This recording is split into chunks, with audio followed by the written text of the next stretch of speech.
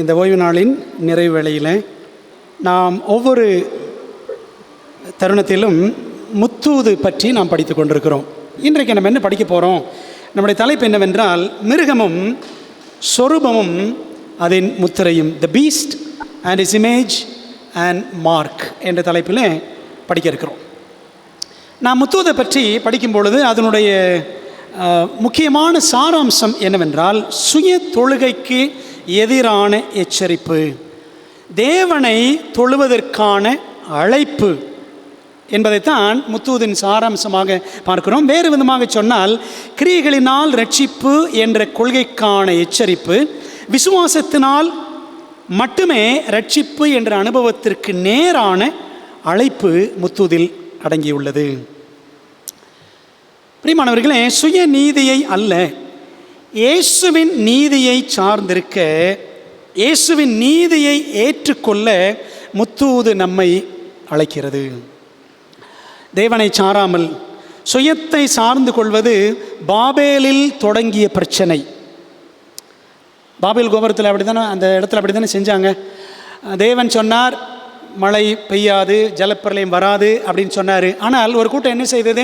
இல்லை அந்த ஆண்டவர் நம்ப முடியாது, மழை வந்தாலும் வந்துவிடும், ஜலப்பிரளயம் வந்து அழித்தாலும் அழித்துவிடும் என்று சொல்லி அவர்கள் சுயமாக செயல்பட்டு ஒரு கோபுரத்தை கட்டினார்கள், நகரத்தை உருவாக்க முயற்சித்தார்கள். ஆகவே இந்த தேவனை சாராமல் செயல்படுவது, சுயத்தை சார்ந்து செயல்படுவது பாபேலிலே தொடங்கிய ஒரு பிரச்சனை.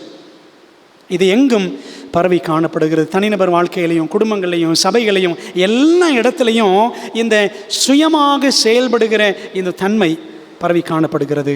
பிரியமானவர்களே, நாம் இந்த பாடத்தை இன்றைக்கி ஜெபத்தோடு கற்றுக்கொள்ள இருக்கிறோம். ஜெபிக்கலாமா? எங்கள் நல்ல தகப்பனே, இந்த நாளிலே நாங்கள் படிக்க போகிற இந்த பாடத்தை, முத்தூதின் தொடர் பாடத்தை எங்களுக்கு நீர் ஆசீர்வதித்து தாரும். உம்முடைய நல்ல ஆவியானவர் கொண்டு எங்களை வழிநடத்தும்படி ஒப்படைக்கிறோம். கர்த்தர் பொறுப்படுத்திக் கொள்ளும். நம்முடைய மெல்லிய சத்தத்தை கேட்க எங்களுக்கு உதவி செய்யும்.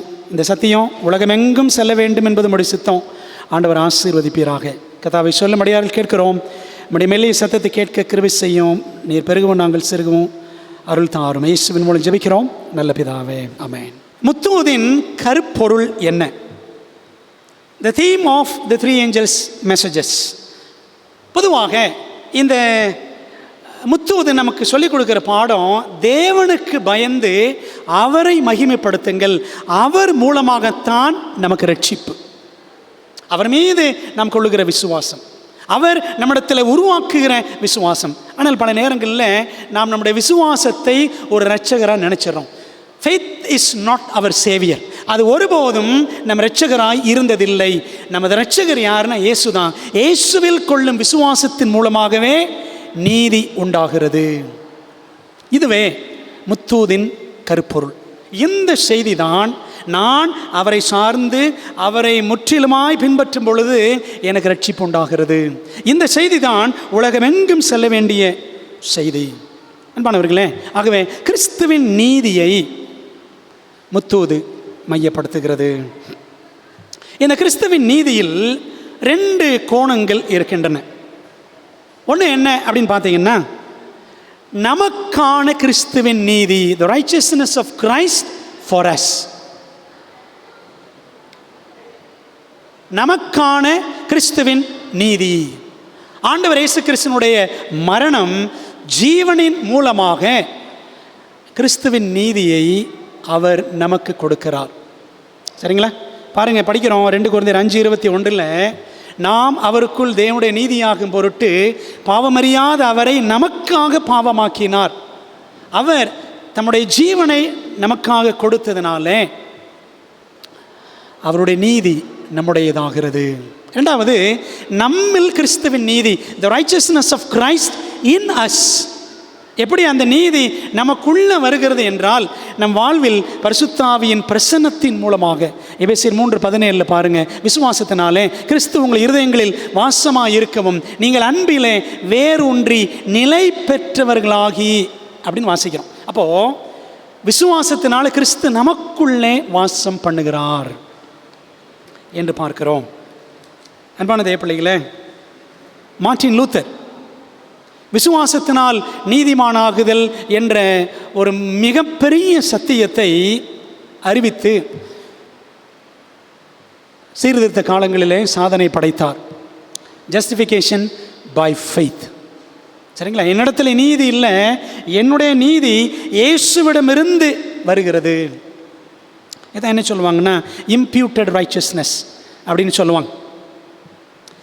இது 16ஆம் நூற்றாண்டில் மார்ட்டின் லூத்தர் மூலமாக வெளிப்பட்ட சத்தியம், விசுவாசத்தினால் நீதிமான் ஆகுதல் என்பது. அவரை தொடர்ந்து 17ஆம் நூற்றாண்டில் ஜான் வெஸ்லி என்ன செய்கிறார்? சாங்டிஃபிகேஷன் பை ஃபெய்த், விசுவாசத்தினால் பரிசுத்தமாகுதல், நம்மில் கிறிஸ்துவின் நீதி, அந்த நீதி நமக்குள்ளாக எப்படி செயல்படுகிறது என்பதை, இந்த சத்தியத்தை முக்கியப்படுத்தி ஜான் வெஸ்லி போதித்தார். பிரியமான தேவப்பிள்ளைகளே, கடைசி கால மீதமான திருச்சபையாகிய நாமும் அதை நம்புகிறோம். விசுவாசத்தினால் நீதிமானாகுதல், விசுவாசத்தினால் பரிசுத்தமாகுதல் என்ற சத்தியங்களை நாமும் நம்புகிறோம், போதிக்கிறோம். அன்பானவர்களே, அப்போ நீதி என்ற உடனே நம்ம ஏதோ புரியாத ஒரு வார்த்தை, ஒரு தியாலஜிக்கல் வேர்டு, இறையியல் சொல் அப்படி நினச்சிடக்கூடாது. நீதி என்றாலே வெரி சிம்பிள், இயேசு கிறிஸ்து தான். இயேசு தான் நீதி.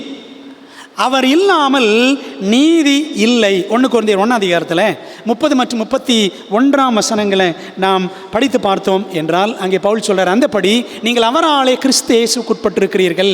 எழுதியிருக்கிறபடி மேன்மை பாராட்டுகிற கர்த்தரை குறித்தே மேன்மை பாராட்டத்தக்கதாக அவரே தேவனால் நமக்கு ஞானமும் நீதியும் பரிசுத்தமும் மீட்புமானார். நீதி யாருன்னா இயேசு தாங்க நீதி. அப்படியானால் மத்தேயு 5ஆம் அதிகாரம் மலைப்பிரசங்கத்தில் இயேசு சொன்ன சில வரிகளை நாம் எப்படி புரிந்து கொள்ள வேண்டும்? மத்தேயு 5 6 மற்றும் 10 வசனங்களை பாருங்கள். நீதியின் மேல் பசிதாகம் உள்ளவர்கள் அப்படின்னா இயேசுவின் மேல் பசிதாகம் உள்ளவர்கள் பாக்கியவான்கள், அவர்கள் திருப்தி அடைவார்கள். 10 வசனம், நீதி நிமித்தம் துன்பப்படுகிறவர்கள், இயேசுவின் நிமித்தம் துன்பப்படுகிறவர்கள் பாக்கியவான்கள், பரலோக ராஜ்யம் அவர்களுடையது. அன்பானவர்களே, அப்போ இயேசுதான் நீதி. அவர் தம்முடைய நீதியை நமக்கு கொடுக்கிறார். அவரை விசுவாசிக்கும் பொழுது அவருடைய நீதி நமதாகிறது, அவருடைய நீதி நமக்குள்ளும் செயல்படுகிறது. இதை அடிப்படையாக மனதிலே கொண்டவர்களாக நாம் இன்றைக்கு வெளிப்படுத்தல் 14ஆம் அதிகாரம் 9 முதல் 11 வசனங்களில் கவனம் செலுத்த போகிறோம். அவர்களுக்கு பின்னே 3ஆம் தூதன் வந்து மிகுந்த சத்தமிட்டு மிருகத்தையும் அதன் சொரூபத்தையும் வணங்கி தன் நெற்றியிலாவது தன் கையிலாவது அதன் முத்திரையை தரித்து கொள்ளுகிறவன் எவனோ அவன் தேவனுடைய கோபாக்கினையாகிய பாத்திரத்தில் கலப்பில்லாமல் வார்க்கப்பட்ட அவருடைய உக்கிரமாகிய மதுவை குடித்து பரிசுத்த தூதர்களுக்கு முன்பாகவும் ஆட்டுக்குட்டியானவருக்கு முன்பாகவும் அக்கினினாலும் கந்தகத்தினாலும் வாதிக்கப்படுவான். அவருடைய வாதையின் புகை சதா காலங்களிலும் எழும்பும். மிருகத்தையும் அதன் சொரூபத்தையும் வணங்குகிறவர்களுக்கு அதனுடைய நாமத்தின் முத்திரையை தரித்துக் கொள்கிற எவனுக்கும் இரவும் பகலும் இளைப்பாறுதல் இராது என்று இங்கே வாசிக்கிறோம். பிரியமானவர்களே, இது ஒரு பக்தி வினயமான ஒரு எச்சரிப்பின் செய்தி. இது உலகமெங்கும் போக வேண்டிய கடைசி நாட்களுக்குரிய ஒரு முக்கியமான எச்சரிப்பின் செய்தி. வெளிப்படுத்தல் 13 14 2 அதிகாரங்கள் படிச்சீங்கன்னா மிருகம், சொரூபம், முத்திரை, நாமம், இலக்கம் அப்படின்னு நம்ம பார்க்கலாம். 5 காரியங்கள். இவற்றில் ஏதாவது ஒன்றை பெற்றால் எல்லாமே கூட வந்துடும். பாருங்களேன், முத்திரையை வாங்கிவிட்டால், மிருகத்தின் முத்திரையை வாங்கிட்டால் மற்ற எல்லாமே வந்துடும். அல்லது மிருகத்தின் இலக்கத்தை ஏற்றுக்கொண்டால் எல்லாமே சேர்ந்து வந்துடும், காம்போ மாதிரி. அன்பான தேவ பிள்ளைகளே, இந்த வெளிப்படுத்தல் 14ஆம் அதிகாரத்தில் சொல்லப்பட்டிருக்கிற மிக பயங்கரமான எச்சரிக்கை, இந்த 3ஆம் தூது, வெளிப்படுத்தல் 14 9 11 வரைக்கும், இதை நாம்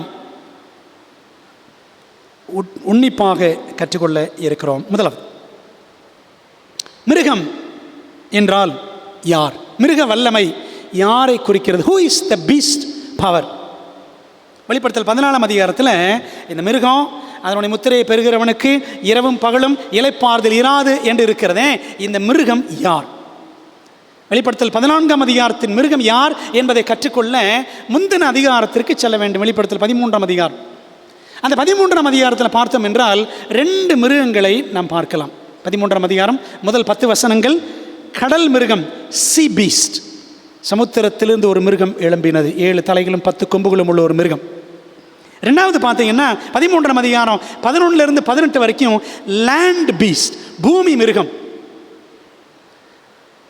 2 கொம்புகள் உள்ள ஒரு ஆட்டுக்கடாவுக்கு ஒப்பான ஒரு மிருகம் எழும்பினது, அது வலு சிற்பத்தை போல பேசினது அப்படின்னு படிக்கலாம். பிரியமானவர்களே, இந்த 2 மிருகங்களும் தீர்க்க தரிசனத்தில் என்ன பொருள்? தீர்க்க தரிசனத்தில் நிறைய விஷயங்களை ஆண்டவர் மறைத்து சொல்லியிருப்பார். பாருங்களேன், கடலுக்குள்ளேருந்து மிருகம் வருமா? கடலுக்குள்ளேருந்து சிறுத்தை வருமா? கடலுக்குள்ளேருந்து ஆட்டுக்குட்டி வரும்? பூமிக்கு அடியிலிருந்து ஆட்டுக்குட்டி வருமா? வராது. தீர்க்க தரிசனத்தில் தேசங்களை தேவன் அப்படி மிருகங்களாக காட்டுகிறார். ஏன் தேசங்கள் ஆண்டு மிருகங்களாக காட்டுறாருன்னா, தேசங்கள் மிருகங்களைப் போல் ஒன்றை ஒன்று அடித்து கொண்டும் துரத்தி கொண்டும் தானே இருக்கின்றன. இன்னைக்கு பாருங்கள், அமெரிக்கா, உக்ரைன், ரஷ்யா, உக்ரைன் எல்லாம் ஒன்றுக்கு ஒன்று துரத்திக்கிட்டு இருக்கு. மிருகம் மாதிரி, சிங்கம் காட்டெருமையை துரத்துற மாதிரி ரஷ்யா உக்ரைனை துரத்துது. இப்படி தான் பிரச்சனைகள் ஓடுகிறது. அப்போ ஆண்டு என்ன செய்கிறாரு? தீர்க்க தரிசனத்தில் தேசங்களை மிருகங்களாக காட்டுகிறார். வெளிப்படுத்தல் 13ஆம் அதிகாரத்தில் நாம் பார்க்கிற இந்த முதலாம் மிருகம் என்ன சொல்லலாம்னா, கூட்டுக்கலவை மிருகம் அப்படின்னு சொல்லுவாங்க. பல மிருகங்களினுடைய ஒரு கூட்டுக்கலவையாக இந்த மிருகம் இருக்கிறது. நம்ம அதை படிப்போம்.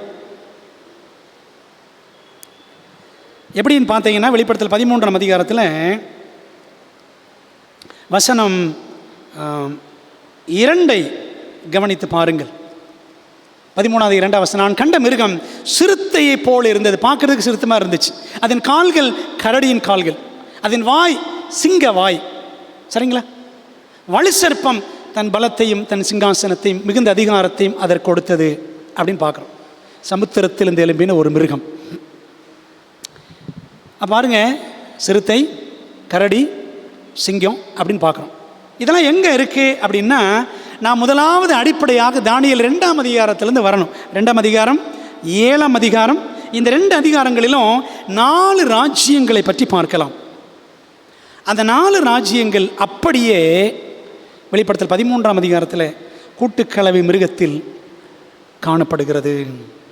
தானியேல் 2ஆம் அதிகாரம் 4 ராஜ்யங்களையும் 4 உலோகங்கள் 4 ராஜ்யங்களாக அங்கே வெளிப்படுகிறது. தங்கம், வெள்ளி, வெண்கலம், இரும்பு அப்படின்னு பார்க்குறோம். 4ஆம் ராஜ்யம் பிரிந்து போவதையும் தானியேல் 2ஆம் அதிகாரத்தில் பார்க்குறோம். தானியேல் 7ஆம் அதிகாரம் 4 மிருகங்கள் பார்க்குறோம். சிங்கம், கரடி, சிவிங்கி, கெடியும் பயங்கரமான மிருகம். 4 ராஜ்யங்கள் இந்த 4 மிருகங்களைப் போல் காட்டப்படுகிறது. கூடுதலாக 7ஆம் அதிகாரத்தில் தானியேலில் 1260 ஆண்டு கால உபத்திரவத்தையும் நாம் பார்க்கலாம். தானியேல் 7:25 படிச்சிங்கன்னா, காலங்கள் அரைக்காலம் செல்லும் மட்டும் பரிசுத்தவான்கள், உன்னதமானவருடைய பரிசுத்தவான்கள் அந்த சின்ன கொம்பின் கையில் ஒப்பு கொடுக்கப்படுவார்கள் அப்படின்னு படிக்கிறோம். பெரியமானவர்களே, அப்போது தானியேல் 2ஆம் அதிகாரத்தில் பார்க்கிற அந்த 4 உலோகங்கள் 4 ராஜ்யங்கள், தானியேல் 7ஆம் அதிகாரத்தில் பார்க்கிற 4 மிருகங்கள் 4 ராஜ்யங்கள் அப்படியே வெளிப்படுத்தல் 13ஆம் அதிகாரத்திலும் இடம்பெறுகிறது. இந்த வெளிப்படுத்தல் 13ஆம் அதிகாரத்தின் முதலாம் மிருகம் என்ன செய்ததாம்? வெளிப்படுத்தல் 13:2 பார்க்குறோம்.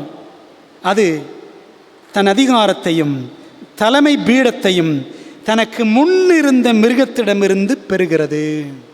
சரிங்களா?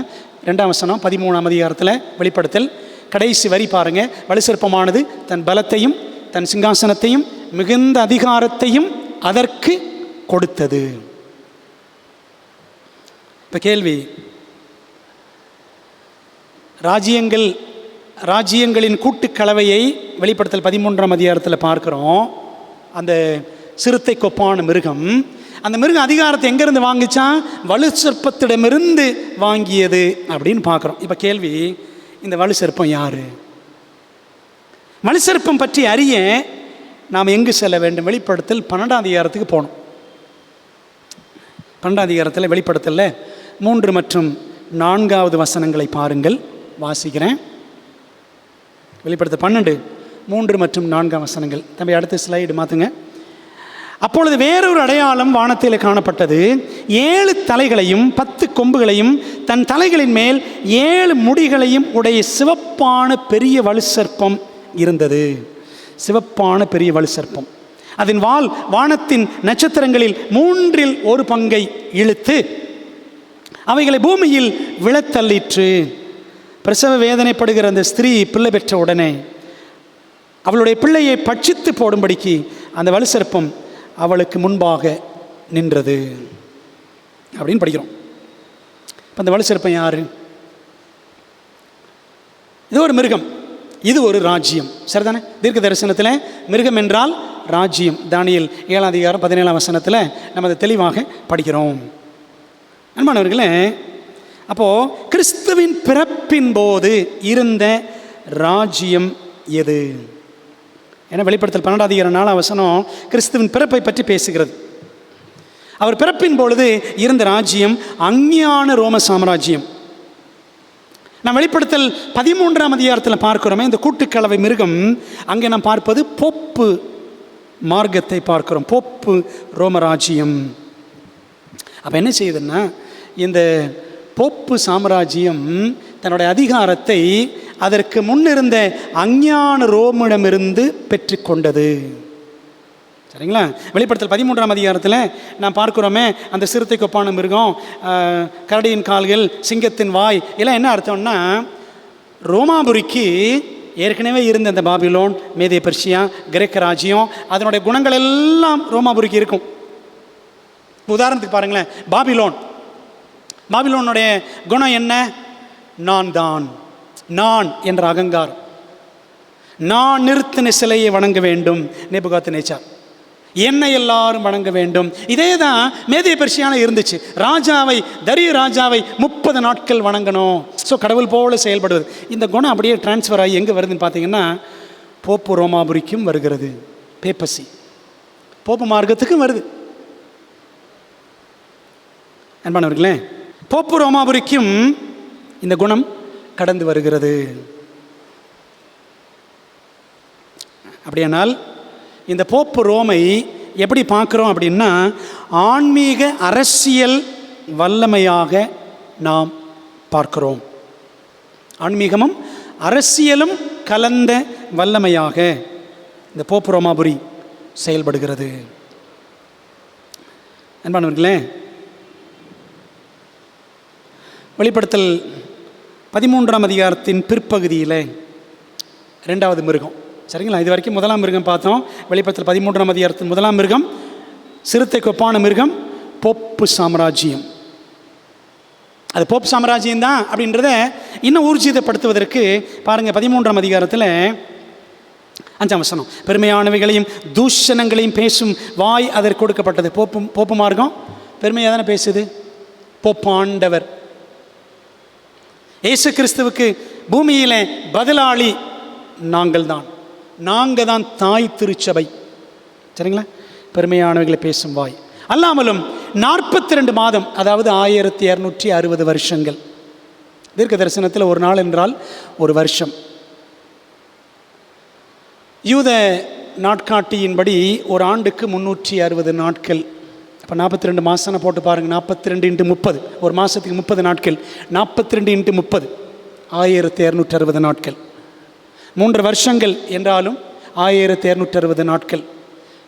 காலங்கள் அரைக்காலம் என்றாலும் 3 வருஷங்கள் 1260 நாட்கள் அல்லது 1260 வருஷங்கள். இந்த போப்பு மார்க்கம் கிபி 538 கிபி 1798 வரைக்கும், ஃப்ரம் AD 538 to AD 1798, கிட்டத்தட்ட 13 நூற்றாண்டுகள் போப்பு மார்க்கம் கொடூர ஆட்சி புரிந்தது, பரிசுத்தவான்களை ஒடுக்கியது. ஆகவே தானியேல் 7ஆம் அதிகாரத்தில் பார்க்கிற சின்ன கொம்பும், வெளிப்படுத்தல் 13ஆம் அதிகாரம் முதல் 10 வசனங்களில் பார்க்கக்கூடிய அந்த சிறுத்தை கொப்பான மிருகம் ரெண்டுமே ஒன்று தான், போப்பு சாம்ராஜ்யம். இந்த போப்பு சாம்ராஜ்யம் ஆன்மீக அரசியல் கலந்த வல்லமை. வெளியில் பாருங்கள், ஆன்மீகமாக தன்னை காட்டிக் கொள்ளுகிறது, பக்தி மார்க்கமாக. வி ஆர் எ சர்ச், தாய் திருச்சபை, மதர் சர்ச். அப்போ ஆன்மீகம். அரசியல் என்ன பாருங்கள், போப்பரசர் எல்லார் காலில் போய் விழுகிறார். எல்லா நாட்டு தலைவர்களாரும் போய் பார்க்குறாங்க. அவர் சொன்னால் தான் அமெரிக்க ஜனாதிபதியே மேலே வர முடியும். சரிங்களா? அரசியல். இந்த போப்பு மார்க்கத்தை வெளிப்படுத்தல் 13ஆம் அதிகாரம் முதல் 10 வசனங்களை அழகாக சித்தரிக்கிறது. இது முதலாம் மிருகம். ரெண்டாவது மிருகம் வெளிப்படுத்தல் 13 பிற்பகுதியில் 11லேருந்து 18 வரைக்கும் ஆட்டுக்குட்டிக்கு ஒப்பான மிருகத்தை நாம் பார்க்கிறோம். வெளிப்படுத்தல் 13:11 பாருங்கள். பின்பு வேறொரு மிருகம் பூமியிலிருந்து எழும்ப கண்டேன். அது ஒரு ஆட்டுக்குட்டிக்கு ஒப்பாக 2 கொம்புகளை உடையதாக இருந்து வலுசற்பத்தை போல். வலுசற்பனை என்ன? பிசாசு மாதிரி. வலுசற்பனை பிசாசு, இது ஒரு அர்த்தம். தீர்க்க தரிசனத்தில் வலுசற்பம் என்றால் பிரைமரி மீனிங், முதலாவது அர்த்தம் பிசாசு, வெளிப்படுத்தல் 12:9. ரெண்டாவது அர்த்தம் வலுசற்பம் என்பது அஞ்ஞான ரோம சாம்ராஜ்யத்தையும் குறிக்கும். வெளிப்படுத்தல் 12 அதிகாரம் 3-4 வசனங்களின்படி. பார்த்தீங்களா? அப்போ 2 கொம்புகளோடு எழும்பின, பூமியிலிருந்து எழும்பின ஒரு ஆட்டுக்குட்டி எது அப்படின்னா, பூமியிலிருந்து பாருங்கள். தீர்க்க தரிசனத்தில் தண்ணீர், கடல், சமுத்திரம் என்றால் ஜனங்கள். வெளிப்படுத்தல் 17:15. அதுமாதிரி ஏசாயா 17:12-13 படிச்சு பாருங்க. பூமி என்றால் தீர்க்க தரிசனத்தில் ஜனங்கள் இல்லாத இடம். கடல் என்றால் ஜனக்கூட்டம் நிறைந்த இடம். பூமி என்றால் ஜனமே இல்லாத இடம்.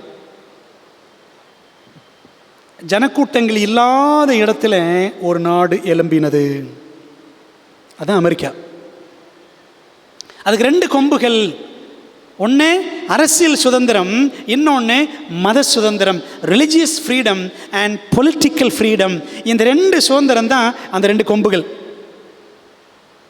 2 காலங்களில் நான் சொன்னேன்ல, 538லேருந்து 1798, அந்த 1260 ஆண்டுகள், அந்த காலகட்டத்தில் போப்பு மார்க்கம் கடுமையாக ஆட்சி புரிந்த பொழுது, அந்த 2 காலகட்டம் மிடில் ஏஜஸ், டார்க் ஏஜஸ் என்று சரித்திரம் சொல்லுகிறது. அந்த காலகட்டத்தில் ஏராளமானவர்கள் போப்பு மார்க்கத்திடமிருந்து தப்பித்து கிபி 1620 இந்த காலகட்டங்களில் வந்து குடிபுகுந்த இடம்தான் அமெரிக்கா.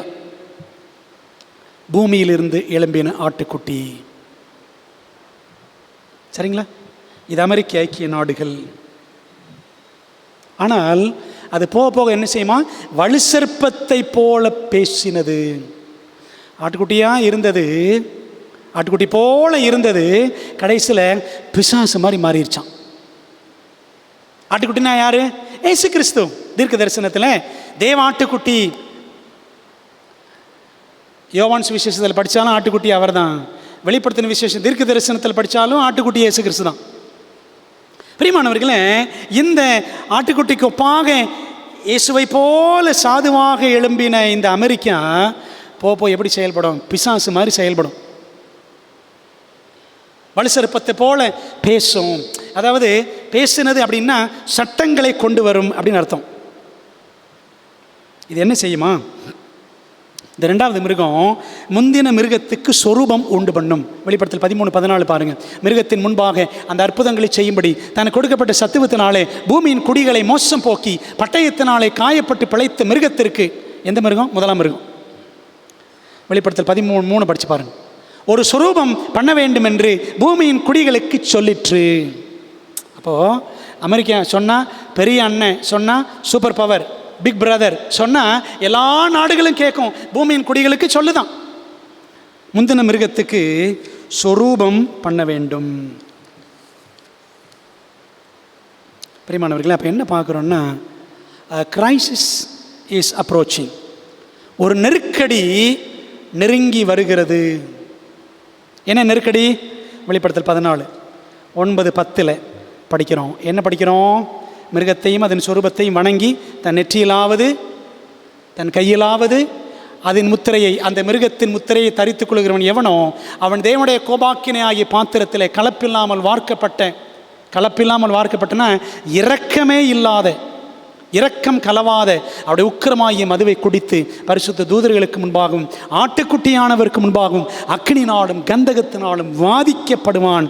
இந்த மிருகத்தின் முத்திரையை யார் ஏற்றுக்கொள்கிறார்களோ, இந்த மிருகத்தை யார் பின்பற்றுகிறார்களோ அவங்களுக்கு இதான் முடிவு. பாருங்களேன், வெளிப்படுத்தல் 13 இந்த மிருகத்தை எல்லாரும் ஆச்சரியமாக பின்பற்றுவாங்களாம். வெளிப்படுத்தல் 13 அதிகாரம் 3 வசனம் 4 வசனம் படித்து பாருங்கள். பூமியில் உள்ள யாவரும் ஆச்சரியத்தோட அந்த மிருகத்தை, போப்பு மார்க்கத்தை பின்பற்றுவார்கள்.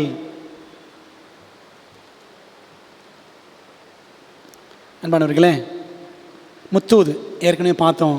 சுய தொழுகைக்கு எதிரான எச்சரிப்பு. தேவனுக்கு பயந்து அவரை சார்ந்துருங்க, அவரை மையப்படுத்துங்க, அவரால் தான் ரட்சிப்பு, அவரை தொழுது கொள்ளுங்கள், அவர் நியாய தீர்ப்பு கொடுக்கும் வேலை வந்தது. இதான் முதலாம் தூது, வெளிப்படுத்தல் 14:7. ஆகவே அவரே சார்ந்திருக்கணும். Worship God, not self. சுயத்தை அல்ல, தேவனையே தொழ வேண்டும். இந்த வெளிப்படுத்தல் 14 அதிகாரத்தில் நாம் பார்க்கிற இந்த மிருகம், அது என்ன தெரியுமா? இந்த போப்பு மார்க்கம். அத்தனை வெளிப்படுத்தல் 13 முதல் 10 வசனங்கள் படிக்கிறோம். இந்த போப்பு மார்க்கத்திடமும் செல்ஃப் வர்ஷிப் இருக்கா அப்படின்னா இருக்கு. The beast of Revelation 14 is the greatest single organized system of self worship there has ever been, and it comes under the guise of Christianity. இந்த போப்பு மார்க்கம் வெளியில் பார்க்கறதுக்கு தாங்க கிறிஸ்தவ மாதிரி தெரியும். ஆக்சுவலாக அது கிறிஸ்தவமே கிடையாது.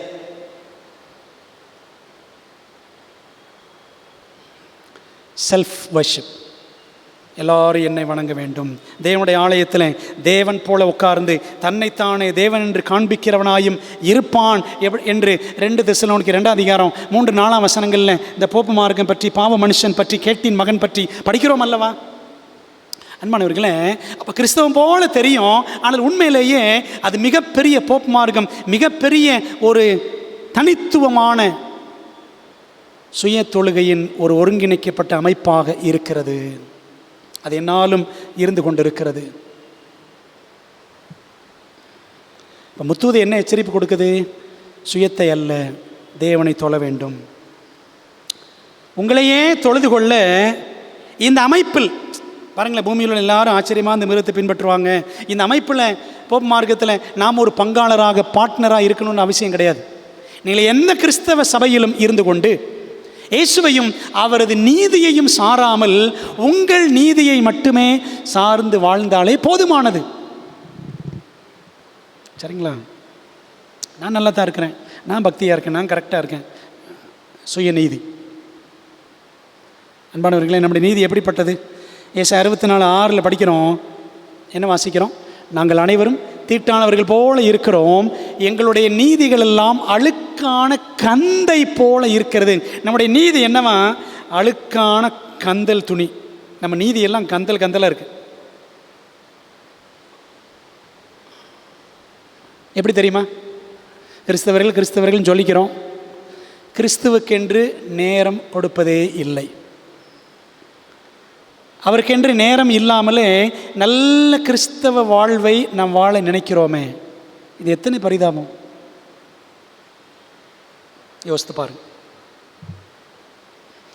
மிருகம் யார் அப்படின்னு பார்த்துட்டோம். மிருகத்தின் முத்திரை எது? What is the mark of the beast? வெளிப்படுத்தல் 15:2 பாருங்க.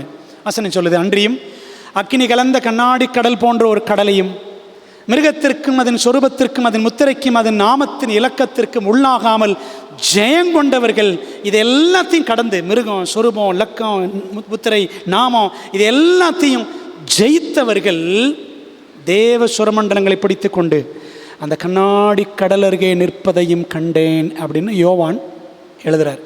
அப்போஸ்தலன் யோவான். இப்போ பாருங்க, மிருகம், அந்த மிருகத்துக்குன்னு ஒரு அடையாளம் இருக்குது. அந்த அடையாளம் தாங்க முத்திரை.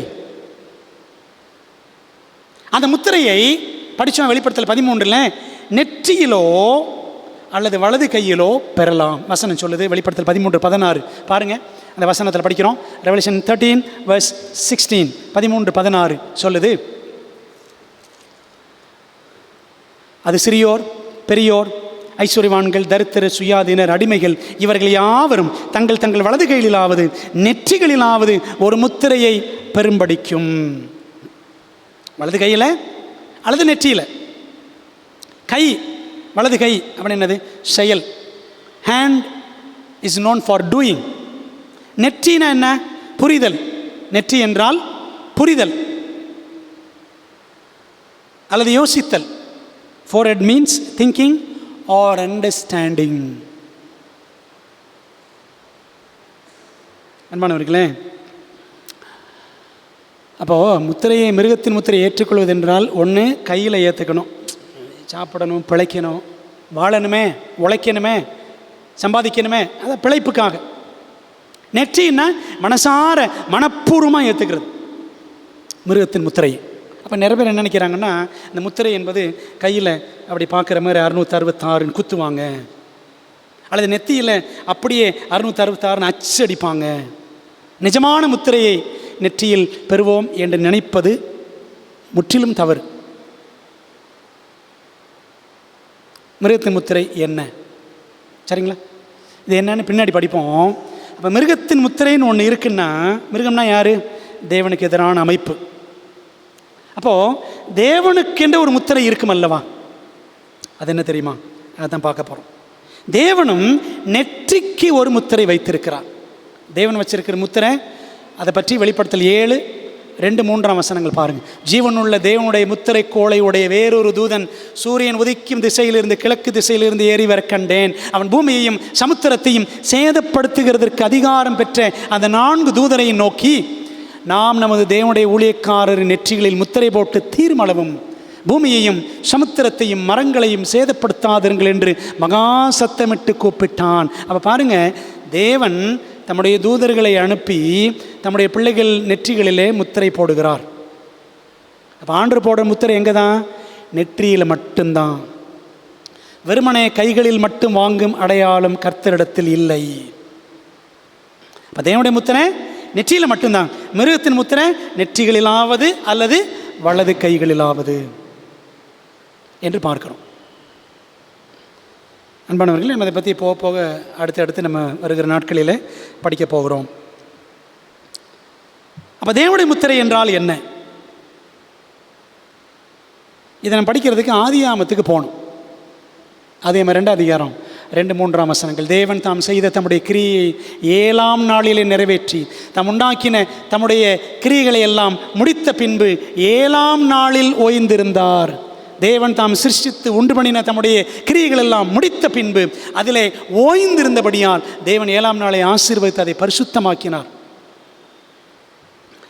சிருஷ்டிகரின் நினைவாக, இந்த உலகத்தை படைத்தவர் கர்த்தராகிய இயேசு கிறிஸ்து, அவர் தான் சிருஷ்டிகர். அவருடைய நினைவாக உலகத்தின் பிறந்த நாளாக தேவன் 7ஆம் நாளை ஆதியிலேயே நியமித்தார்.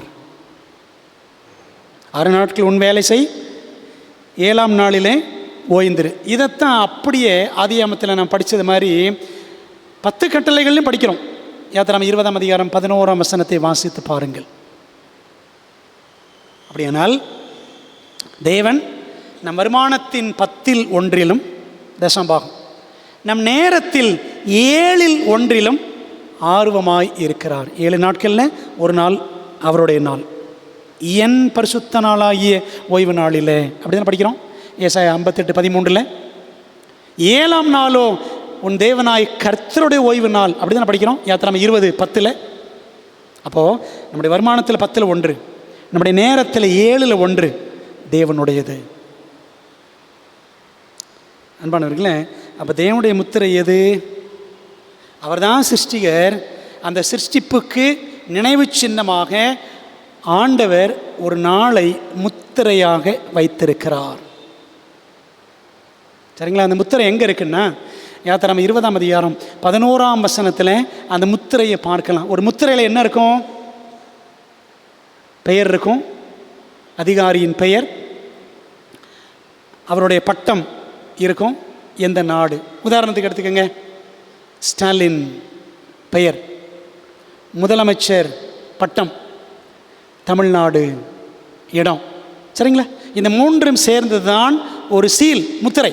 இதை யாத்திராகமம் 20:11 பார்க்கலாம். கர்த்தர் 6 நாளைக்குள்ளே வானத்தை பூமி உண்டாக்கி. பேர் என்ன? கர்த்தர். அவருடைய பட்டம் என்ன? சிருஷ்டிகர். எது? வானம் பூமி எல்லாமே.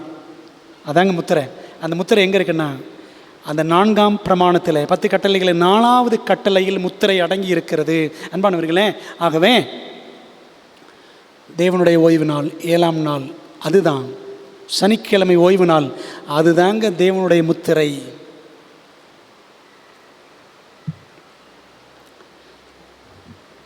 இப்போ கிறிஸ்தவ உலகம் தொழுகை நாளை மாற்றிக்கொண்டு விட்டது. தொழுகை நாளை மாற்றிக்கொள்வது சிருஷ்டிகரை மறத்தலுக்கும் மறுதலித்தலுக்கும் சமம். பிரியமான தேவ பிள்ளைகளே, யார் தொழுகை நாளை மாற்றினது? நீங்கள் உலகம் ஃபுல்லாக ஞாயிற்றுக்கிழமை பிரபலமாகி விட்டது. யார் மாற்றினாங்க தெரியுமா? அதே மிருகந்தாங்க.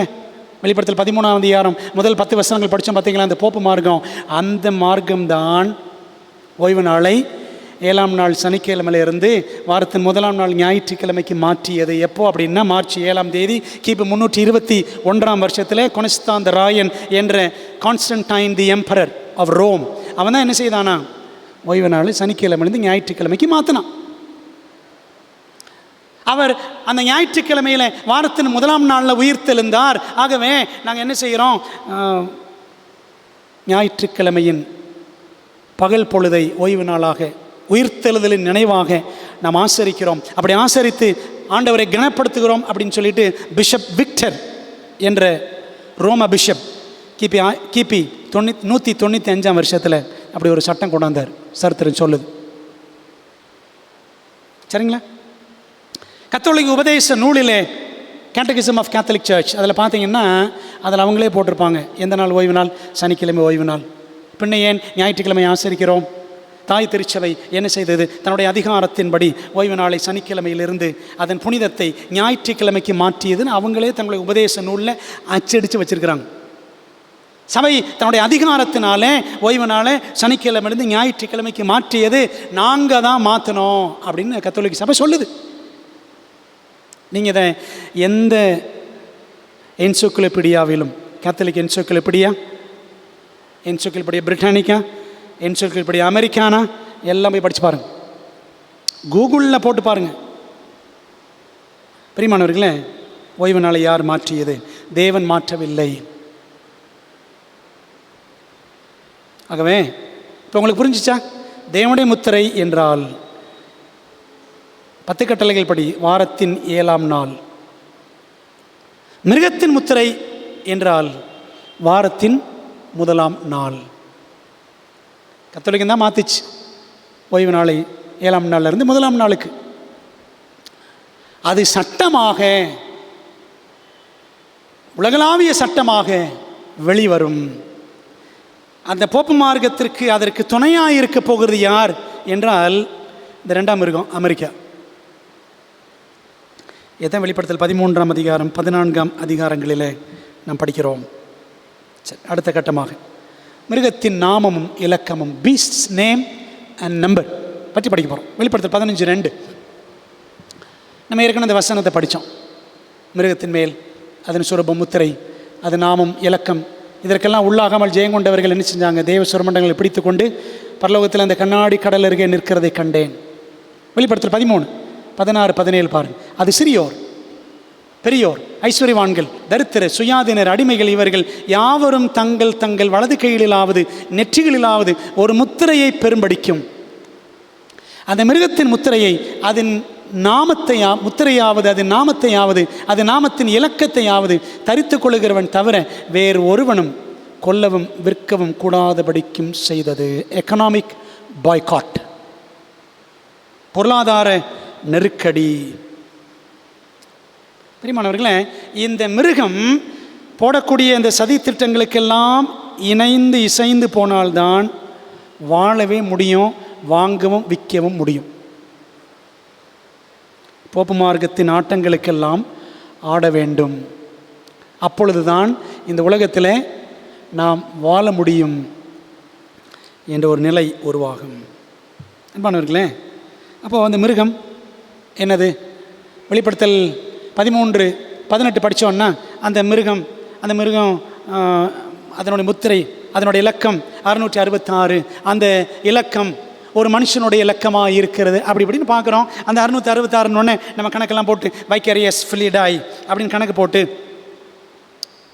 இது போப்பின் சிறப்பு பெயர், அவருடைய பட்ட பெயர், அப்படி தான் கையெழுத்து போடுவார். அவருடைய கிரீடத்தில் இந்த பெயர் இருக்கும், அப்படி இப்படிலாம் சொல்லுவோம். உண்மைதான். அதனுடைய பொருள் என்ன? வைக்கரியஸ் ஃபிலிடாய் என்றால் தேவகுமாரனின் பதிலாளி, vicar of the Son of God, கிறிஸ்துவுக்கு பதிலாக செயல்படுபவர். பூமியில் நான் தான் கிறிஸ்து என்றும் போப்புமார்கள் காலங்காலமாக சொல்லிட்டு இருக்கிறாங்க. அன்பானவர்களே, நம்ம இந்த வெளிப்படுத்தல் 13ஆம் அதிகாரத்தில் முதல் 10 வசனங்களில் அப்படிப்படி ஒரு 7-8 காரியங்கள், 8லேருந்து 10 காரியங்களை படித்து, இதெல்லாம் ஐடென்டிஃபையிங் மார்க்ஸ், அடையாளம் கண்டுபிடிக்கும் குறியீடுகள் அப்படின்னு கண்டுபிடிச்சு, இதுதான் இந்த சிறுத்தைக்கு ஒப்பான மிருகம் போப்பு மார்க்கம்தான் அப்படின்னு சொல்லிடுவோம். சரிதான். ஆனால் இந்த நெருக்கடி, சந்திக்க போகிற சவால்கள் சற்று ஆழமானவை. இதை நான் புரிந்து கொள்ள ஏதேன் தோட்டத்துக்கு செல்ல வேண்டும். ஏதேன் தோட்டத்தில் ஏவாள் ஆதாமை விட்டு அப்படி பிரிந்து வந்தாள். நன்மை தீமை அறியத்தக்க விருட்சம், அதிலிருந்து யாரோ ஒருவர் பேசுவது போல கேட்டது. யார் என்று பார்த்தால் சர்ப்பம் ஏவாளோடு பேச ஆரம்பித்தது. இதை பார்த்த உடனே ஏவாளுக்கு பயங்கர ஆச்சரியம். என்னப்பா அது, பாம்பு பேசுதே. உடனே இந்த பாம்பு சொல்லுது, ஏவாள் ஆச்சரியமாக இருக்கா, நான் பேசுகிறேன்னு. நான் எப்படி பேசுகிறேன்னு தெரியுமா? இதோ இந்த பழத்தை நான் சாப்பிட்டேன், அதனால தான் நான் பேசுகிறேன். பார்த்தியா, நீ ஏற்கனவே பேசுகிற ஏவாள், நீ இந்த பழத்தை சாப்பிட்டேன்னா இன்னும் உன் நிலைமை எப்படி மாறும் தெரியுமா? ஆனால் ஆண்டவர் தான் உன்னை தடுத்து விட்டார் அல்லவா அப்படின்னு பேசிக்கிட்டு அவன் தன் வஞ்சகத்தை செய்தான். மரம் அருகே 3 மாபெரும் வஞ்சகங்கள், 3 மேஜர் டிசப்ஷன்ஸ் அட் த ட்ரீ. என்னென்ன ஏமாத்து வேலை செய்தான் சாத்தான்? நம்பர் 1, இதை நம்ம 3ஆம் அதிகாரத்தில் முதல் 5 வசனங்களை படிக்கலாம். தேவனுக்கு கீழ்ப்படிய வேண்டியதில்லை. 3:1 படிக்கிறோம். ஆதியாமத்தில் நீங்கள் தோட்டத்தில் உள்ள சகல விருட்சங்களின் கனியையும் புசிக்க வேண்டாம் என்று தேவன் சொன்னது உண்டோ? புசிக்க வேண்டாம்னு சொல்லியிருக்கிறாரா? அதெல்லாம் புசிக்கலாம்ப்பா, ஆண்டவர் கீழ்ப்படின அவசியம் இல்லை. It was a doctrinal deception, உபதேச ரீதியான வஞ்சகம். 2வது 4ஆம் வசனம் பாருங்க. அப்பொழுது சர்ப்பம் ஸ்திரியை நோக்கி, நீங்கள் சாகவே சாவதில்லை. இது ஒரு உபதேச ரீதியான வஞ்சகம். நீ சாகவே மாட்டப்பா. 3வது 5ஆம் வசனத்தில் படிக்கிறோம், தேவர்களைப் போல் ஆவீர்கள். எக்ஸ்பீரியன்ஷியல் டிசப்ஷன், அனுபவ ரீதியான வஞ்சகம். உன் அனுபவம் இப்படி ஆயிரும், நீ இப்போ மனுஷனாக இருக்கியா, நீ கடவுளை மாதிரி ஆயிரும். அன்பானவர்களே, இப்படி தான் சாத்தான் சர்ப்பத்தின் வழியாக வஞ்சித்தான். அதே 3 வஞ்சகங்கள் மூலமாகவே கடைசி போராட்டத்திலும் சாத்தான் சாதனை புரிய பார்க்கிறான், உலகத்தையே வஞ்சிக்க பார்க்கிறான். சபைகள் எல்லாவற்றையும் தன்னோடு ஐக்கியப்படுத்தி கொள்ள இந்த சாத்தான் வேலை செய்து அவன் வெற்றியும் கண்டுவிட்டான். பாருங்களேன், எப்படி ஸ்திரீயை தன் பக்கம் இழுத்து கண்டானோ அதுபோல் சாத்தான் சபைகள் எல்லாம், தீர்க்க தரிசனத்தில் ஸ்திரீ என்றால் சபை அல்லவா, சாத்தான் என்ன செய்கிறான்னா சபைகள் எல்லாம் தன் பக்கம் இழுத்து கொள்ள பார்ப்பான். அதாங்க எக்யூமெனிசம், எக்யூமெனிக்கல் மூமெண்ட், அனைத்துலக சபை ஐக்கியம், வேர்ல்ட் கவுன்சில் ஆஃப் சர்ச்சஸ் அப்படிலாம் சொல்கிறாங்க. பார்த்தீங்களா, எக்யூமெனிசம். இதில் கர்த்தருடைய பிள்ளைகள் ஒரு பங்காக இருக்கவே கூடாது. பாருங்கள், இந்த சபைகள் அப்படி ஒன்றா சேர்ந்து என்ன செய்யும்? தேவனுக்கு கீழ்ப்படிய வேண்டியதில்லை. சாத்தான் சொன்ன முதல் காரியம், முதல் வஞ்சகம். அப்படியே என்ன அர்த்தம்? 10 கட்டளைகள் வேண்டவே வேண்டாங்க. அதில் ஓய்வு நாள், 7ஆம் நாள், சனிக்கிழமை கட்டளையா? அப்பா வேண்டவே வேண்டாம். நீங்கள் அப்படித்தானே எல்லா சபைகளும் சொல்கின்றன. 2வது வஞ்சகம், நீங்கள் சாகவே சாவதில்லை. இதாங்க சாத்தான் முதல்ல பண்ண பிரசங்கம் ஏதேன் தோட்டத்தில். நீங்கள் சாகவே சாவதில்லை என்ன அர்த்தம்னா, இந்த கொள்கை தான் இன்னைக்கு எல்லா திருச்சபைகளிலும் பிரசங்க பீடங்களிலும் பேசப்படுகிறது. ஏன் சினிமாக்களிலும் இதாங்க இந்த கொள்கை தான். ஆத்துமா அழியாது. சரிங்களா? அந்த ஆவி உள்ள புகுந்து இங்கே புகுந்து அங்கே புகுந்து இப்படித்தானே சினிமா வருது, கண்ட சினிமாலாம். இது என்ன கொள்கை? ஆத்துமா அழியாது என்ற கொள்கை. இதைத்தான் கிறிஸ்தவர்களும் நம்புகிறாங்க, இதைத்தான் படம் பார்க்குறவனும் நம்புகிறான் உலகத்தில். பைபிள் என்ன சொல்லுது? பாவம் செய்கிற ஆத்துமாவே சாகும். எசேக்கியேல் 18 அதிகாரம் 4 வசனம் 20 வசனம். அழியாமை என்பது யாருடைய உடைமை? அழியாமை ஆண்டவருடையது. ஒருவராய் சாவாமை உள்ளவர் அவர் ஒருத்தர் தான். 1 தீமோத்தேயு 6 அதிகாரம் படித்து பாருங்கள், 16-17 வசனங்கள். மனிதன் அழியும் தன்மை உடையவன். இந்த ஆத்மா அழியாது என்ற கொள்கையினால தான் இன்றைக்கி என்ன ஒரு தப்பான உபதேசம் பரவுகிறது என்றால், மரித்து போன நீதிமான்கள் உடனே பரலோகத்துக்கு போயிடுவாங்க, மரித்து போன துன்மார்க்கர் உடனே நரகத்துக்கு போயிடுவாங்க. அவங்களாம் மேலே போயிடுவாங்களா? நீதிமான்கள்லாம் துன்மார்க்கெல்லாம் நரகத்துக்கு போயிடுவாங்களாம். பிற என்னத்துக்கு இயேசு கிறிஸ்து வரணும் 2ஆம் வருகை? அவசியமே கிடையாது இல்லை. பிறதுக்கு நியாய தீர்ப்பு அவசியமே கிடையாது இல்லை. பிரியமானவர்களே, அப்போ சாத்தான் அன்னைக்கு சொன்ன பொய், நீங்கள் சாகவே சாவதில்லை என்ற பொய், அதான் ஆத்மா அழியாது என்ற கொள்கையாக அந்த அஞ்ஞான கொள்கை இன்னைக்கு கிறிஸ்தவ சபைகளிலும் உலகத்திலும் கூட பிரபலமாகி விட்டது. 3, தேவர்களைப் போல் ஆவீர்கள். நீ தெய்வமாயிருவ அப்படி தானே சொன்னான் ஏவாள்கிட்ட. அப்போது உனக்கு நீயே தெய்வமாயிரு என்ற வஞ்சகம். அன்பான தேவ பிள்ளைகளே, கிறிஸ்துவோடு கூட விசுவாச உறவு இல்லாமல் தனித்து வாழ தெரிவு செய்யும் ஒரு நபர் தனக்குத்தானே தெய்வமாகி விடுகிறார். சரிங்களா? கிறிஸ்துவோடு நெருங்கி இருக்கணுங்க. இல்லாவிட்டால் எனக்கு நானே தெய்வமாயிருவேன், எனக்கு நானே இரட்சகராயிருவேன். அப்போ பாருங்கள், தனக்குத்தானே தெய்வமாக இருப்பவனுக்கு ஒரு பொய்யான நாள் தொழுகை நாளாகி விடுகிறது. பைபிளை வச்சுக்கிட்டு நிறைய பேர் ஏமாந்து போய் ஞாயிறு ஆசரிப்பை தெரியாமல் அனுசரிக்கிறார்கள். நிறைய பேர் இல்லை இதுதான் விழாப்பிடியா என்று ஞாயிறு ஆசரிக்கிறவர்களும் இருக்கிறார்கள். அன்பானவர்களே, ஆனால் கிறிஸ்துவையே சார்ந்திருப்பவனுக்கு அவரது மெய்யான நாள் எது? மெய்யான நாள் பைபிள் ஃபுல்லாக படித்து பாருங்கள். 7ஆம் நாள்.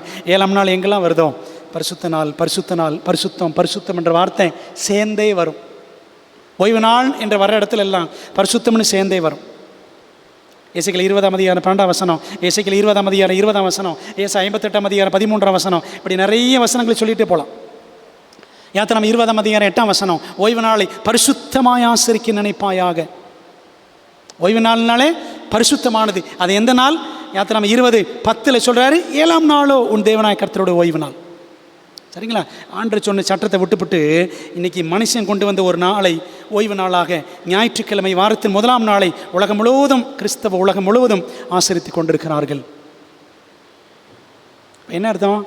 கிறிஸ்துவை சாரலை, கிறிஸ்து சொன்னதை பின்பற்றலை. கிறிஸ்துவை சார்ந்து இருப்பவனுக்கு அவரது மெய்யான நாள் 7ஆம் நாள் தான் தொழுகை நாள். தனக்குத்தானே தெய்வமாய் இருப்பவனுக்கு அல்லது தன்னுடைய போதகரை தெய்வமாய் வைத்திருக்கிறவனுக்கு ஒரு பொய்யான நாள் தொழுகை நாளாகி விடுகிறது. அதான் ஞாயிற்றுக்கிழமை. பெரியமானவர்கள், உங்களுக்கு விளங்குதுங்களா?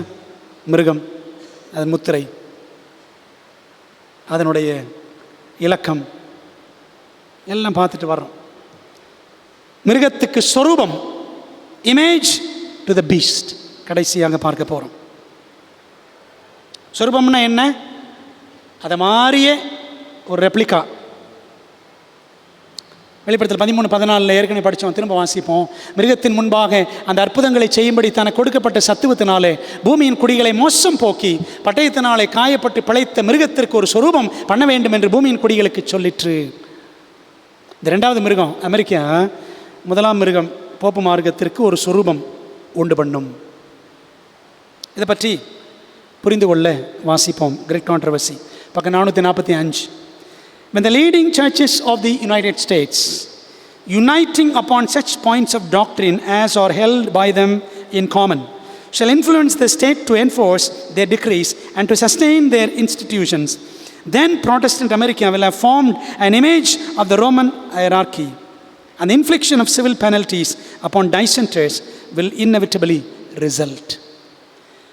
ஐக்கிய அமெரிக்க நாட்டில் உள்ள முக்கிய சபைகள் தங்களுக்கு மத்தியில் உள்ள பொதுவான கோட்பாடுகளின் அடிப்படையில் ஒன்று சேரும்போது தங்களுடைய அமைப்புகளை தாங்கவும் தங்களுடைய கோட்பாடுகளை வலியுறுத்தவும் அரசாங்கத்திடம் கேட்கும்.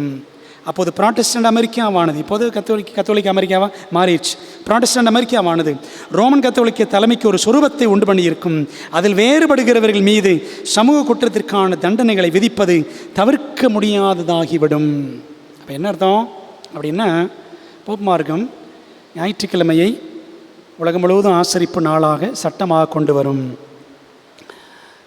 அதை ஏற்றுக்கொள்ளாதவர்கள் மீது வாங்க விற்க முடியாத தடை சட்டத்தை கொண்டு வரும். சரிங்களா? கீழ்ப்படியாதவர்கள் தண்டனைகளை அனுபவிக்க வேண்டும்.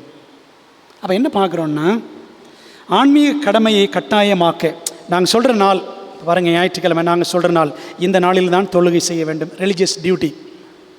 ஆன்மீக கடமையை கட்டாயமாக்க மத சார்பற்ற அரசாங்கத்தை பயன்படுத்தி மிருகத்துக்கு சொரூபம் பண்ணுவது யார்? சபைகள். அதான படித்தோம். சபைகள்லாம் ஒன்றா சேர்ந்து அரசாங்கத்திடம், அமெரிக்காவிடம் போய் இதை ரிலீஜியஸ் டியூட்டியாக என்ஃபோர்ஸ் பண்ணுங்கள், ஞாயிற்றுக்கிழமையை ஆசரிப்பு நாளாக கட்டாயப்படுத்துங்கள். பார்த்தீங்களா? அப்போ ஆன்மீக கடமையை அரசாங்க சட்டமாக்க அரசாங்கத்தை அணுகுவது யார்? சபைகள். மிருகம் ஏற்கனவே கொண்டு வந்து ஒரு நாள், வாரத்தின் முதலாம் நாள், அதை அப்படியே மறுபடியும் கொண்டு வாங்க, மிருகத்துக்கு சொரூபம். அரசாங்கம் என்பது மானிட வல்லமை. மானிட வல்லமையினால் ஆன்மீக கடமையை கட்டாயப்படுத்துவதே மிருகத்துக்கு சொரூபம் பண்ணுதல். ஒரு ரிலீஜியஸ் டியூட்டியை செக்யுலர் கவர்மெண்ட் வழியாக என்ஃபோர்ஸ் பண்ணுறது இதாங்க making image to the Beast. பாருங்களேன், இதை ப்ராக்டிக்கலாக எடுத்துட்டோன்னா, ஒவ்வொரு ஜனவரி 1 தேதி வரும்பொழுதும் நாம் அப்படி தானே செய்கிறோம். என்ன செய்கிறோம்? ஜனவரி 1 தேதி வந்த உடனே இனிமேல் நான் கரெக்டாக பைபிள் படிப்பேன், ஒழுங்காக எந்திரிப்பேன், சர்ச்சு கரெக்டாக போயிடுவேன், சொல்ல பேச்செல்லாம் கேட்பேன், ஒழுங்காக ஜெபம் பண்ணுவேன், அப்படியாக்கு இப்படியாக்குன்னு அதிகம் 1 அதிகாரம் தொடங்குவோம், 2 தேதி 2 அதிகாரம், 3 தேதி 3 அதிகாரம், 5 தேதி 5 அதிகாரம், 5 அதிகாரம் வந்தவன் அவனை பெற்றான், இவனை பெற்றான், எவனை பெற்றால் எனக்கு என்னன்னு சொல்லிட்டு கடைசியில் பைபிள் படிக்கிறது நிறுத்திடும். நம்முடைய சுயத்தை சார்ந்து சில தீர்மானங்கள் எடுக்கிறோம். இனிமேல் நான் அப்படி இருந்துருவேன், இப்படி இருந்துருவேன், ஒழுக்கமாக இருந்துருவேன். என்ன செய்கிறோம்? ஆன்மீக கடமை நிறைவேற்ற மானிட வல்லமையினால் முயற்சி செய்ய பார்க்குறோம். இதாங்க மிருகத்துக்கு சொரூபம் பண்ணுதல். முத்தூது, திரும்ப சொல்லுகிறேன், சுய தொழுகை மற்றும் கிரியைகளினால் ரட்சிப்பு என்பதற்கு எதிரான எச்சரிக்கையாகும். கடைசியாக முடிக்க போகிறேன் அன்பான தேவ பிள்ளைகளே. அப்போது இந்த மிருகத்தையும் அதன் முத்திரை, அதன் இலக்கம், அதன் நாமம், அதன் சொரூபம், இதுக்கெல்லாம் உள்ளாகாமல் நாம் ஜெயிக்க வேண்டும்.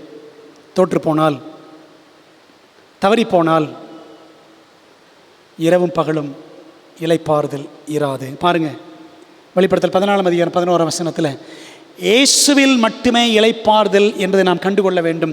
Rest we can find only in Jesus. அவருடைய வாதையின் புகை, அந்த மிருகத்தின் முத்திரையை, அந்த நாமம், இலக்கம், சொரூபம், இதுக்கெல்லாம் உட்பட்டவர்கள் அவருடைய வாதையின் புகை சதா காலங்களிலும் எழும்பும். நித்தியமாக அவர்கள் எரிந்து நரகத்தில் கிடப்பாங்க அப்படின்னு அர்த்தம் கிடையாது. எரிஞ்சு சாம்பலாக போயிடுவாங்க. சாத்தான் கூட எரிஞ்சு சாம்பலாகிடுவான். எசேக்கியேல் 28:18. துன்மார்க்கர் எல்லாரும் எரிந்து சாம்பலாவார்கள். மல்கியா 4 அதிகாரம் 3 வசனம். அப்போ நித்திய நரகம் என்று வேதம் சொல்லவில்லை. இது ஒரு கத்தோலிக்க பொய். நித்திய நரகம் என்பது மிருகத்தையும் அதன் சொரூபத்தையும் வணங்குகிறவர்களுக்கும் அதனுடைய நாமத்தின் முத்திரையை தரித்துக் கொள்ளுகிற எவனுக்கும் இரவும் பகலும் இளைப்பாறுதல் இராது. வெளிப்படுத்தல் 14:11 வாசிக்கிறோம். அன்பான தேவ பிள்ளைகளே, அப்போ இளைப்பாறுதல் நமக்கு வேணுங்க. அது எங்கே கிடைக்கும்? யார் தருவார் என்றால் இயேசு தான் தருவார். மத்தேயு 11:28 சொல்லுது, படிக்கிறோம். மத்தேயு 11:28, வருத்தப்பட்டு பாரம் சுமக்கிறவர்கள் எல்லாரும் என்னிடத்தில் வாருங்கள், நான் உங்களுக்கு இளைப்பாறுதல் தருவேன். Rest is a gift found only in coming to Jesus. And as we continue to come to Him day by day, we continue to receive the rest that He offers. இயேசுவிடம் வருவதால் மட்டுமே நமக்கு இளைப்பாறுதல் என்னும் ஈவு கிடைக்கும். அவரிடம் நாம் அனுதினமும் தொடர்ந்து வருவோம் என்றால் அவர் கொடுக்கிற அந்த ஈவாகிய இளைப்பாறுதலை நாம் தொடர்ந்து பெற்றுக்கொண்டே இருப்போம். யோசித்து பாருங்கள், தேவனுக்கு நேரம் தர நாம் மனதுள்ளவர்களாக இருக்கிறோமா? தேவனோடு நேரம் செலவிட இன்றே நீங்கள் அர்ப்பணிப்பீர்களா? இல்லை என்றால், அவரோடு ஒரு உறவு கொள்ள நேரம் இல்லை என்றால், நித்திய இளைப்பாறுதல் இல்லாமலே போய்விடும். we will lose eternal rest. அந்த ஓய்வு நாள் தாங்க இளைப்பாறுதல். வாரத்தின் 7ஆம் நாள் இளைப்பாறுதலின் நாள். அந்த இளைப்பாறுதலுக்குள்ளே நம்ம இப்போ பிரவேசிக்கலை அப்படின்னா, எபிரேயர் 4ஆம் அதிகாரத்தை படித்து பாருங்கள். அந்த ஓய்வு நாள் ஆசரிப்பு அதான் இன்றைக்கு நான் ஆண்டு நம்ம கொடுத்துருக்க இளைப்பாறுதல். இந்த இளைப்பாறுதலை, தேவனுடைய உண்மையான பரிசுத்த ஓய்வு நாளை 7ஆம் நாளை சனிக்கிழமை ஆசரித்து நாம் இயேசுவோடு நெருங்கி நடப்போம் என்று சொன்னால், இந்த இளைப்பாறுதல் பிரவேசித்தால் நித்திய இளைப்பாறுதலிலும் நாம் பிரவேசிக்கலாம். சங்கீதம் 16:11, ஜீவ மார்க்கத்தை எனக்கு தெரியப்படுத்துவீர். பிரியமானவர்களே, ஆண்டவர் இயேசுவை விசுவாசிக்கிற பிள்ளைகள் அவருடைய கட்டளைகளை கடைபிடிப்பார்கள். நீங்கள் என்னிடத்தில் அன்பாக இருந்தால் என் கற்பனைகளை கைக்கொள்ளுங்கள் என்று சொன்னார் ஆண்டவர் இயேசு கிறிஸ்து. யோவான் 14ஆம் அதிகாரம் 15ஆம் வசனத்தில். அதான் ஜீவ மார்க்கம். இயேசுவை அவர் கொடுத்திருக்கிற கட்டளைகளை அவருடைய பலத்தினாலே கடைபிடிப்பது தான் அவர் கடைபிடிக்க வைப்பார். அதாங்க ஜீவ மார்க்கம். அதை எனக்கு தெரியப்படுத்துவீர். நம்முடைய சமூகத்தில் பரிபூர்ண ஆனந்தமும் நம்முடைய வலது பார்சத்தில் நித்திய பேரின்பமும் உண்டு. ஆகவே அந்த நித்திய இளைப்பாறுதலை, நித்திய பேரின்பத்தை நாம் பெற வேண்டும் என்று தேவன் விரும்புகிறார். அதற்காக நாம் இன்றைய இப்பொழுதே நம்மை இயேசுவுக்கு ஒப்பு கொடுத்து அவரே சார்ந்து நாம் வாழ நம்மை ஒப்படைப்போமாக. ஜெபிக்கலாமா? அன்பு தகப்பனே, இந்த நாளிலே எங்களுக்கு நீர் கற்றுக் கொடுத்த நல்ல பாடங்களுக்காக உமக்கு ஸ்தோத்திரம். ஆண்டவரே, மற்ற சபைகளுக்கும் மேலான மகத்துவமான சத்தியங்களை எங்களுக்கு கொடுத்திருக்கிறீர். அதை முத்தூதில் நாங்கள் ஒவ்வொன்றாக படித்து கொண்டிருக்கிறோம். ஆண்டவரே, முத்தூது இயேசுவையே சார்ந்திருப்பதற்கான, இயேசுவையே தொழுகை செய்வதற்கான அழைப்பு, சுய தொழுகைக்கு எதிரான எச்சரிப்பு என்பது உணர்ந்தவர்களாக ஆண்டவரே, நாங்கள் இயேசுவில் இளைப்பாறுதலை இப்பொழுதே கண்டடையத்தக்கதாக எங்களுக்கு உதவி செய்யும். அப்பொழுது நாங்கள் நித்திய இளைப்பாறுதலிலும் பிரவேசிக்க தகுதி உள்ளவர்களாவோம். இந்த நாளில் இந்த இணைப்பில் இணைந்திருக்கிற, இந்த ஜெபத்திலே கலந்து கொண்டிருக்கிற எல்லாரையும் ஆசீர்வதியும். இந்த சத்தியம் உலகமெங்கும் செல்ல உதவி செய்யும். இந்த நாளில் கலந்து கொண்ட யாவரையும் ஆசீர்வதிப்பீராக. நம்முடைய நாமம் மையப்படட்டும். இயேசுவின் நாமத்தில் ஜெபிக்கிறோம் நல்ல பிதாவே, ஆமேன். என் ஆத்மாவே கர்த்தரை ஸ்தோத்திரி, என் முழு உள்ளமே அவருடைய பரிசுத்த நாமத்தை ஸ்தோத்திரி. என் ஆத்மாவே கர்த்தரை ஸ்தோத்திரி, அவர் செய்த சகல உபகாரங்களையும் மறவாதே. ஆமென். நம்முடைய கர்த்தராக இருக்கிற இயேசு கிறிஸ்துவின் கிருபையும், பிதாவாகிய தேவனுடைய அன்பும், ஆவியானவரின் ஐக்கியமும் ஆசீர்வாதமும், தேவதூதர்களின் காவலும் வழி நடத்தலும் கர்த்தருடைய பிள்ளைகள் எல்லாரோடும் மீண்டும் மீண்டும் சதா காலங்களிலும் தங்கியிருப்பதாக. ஆமென்.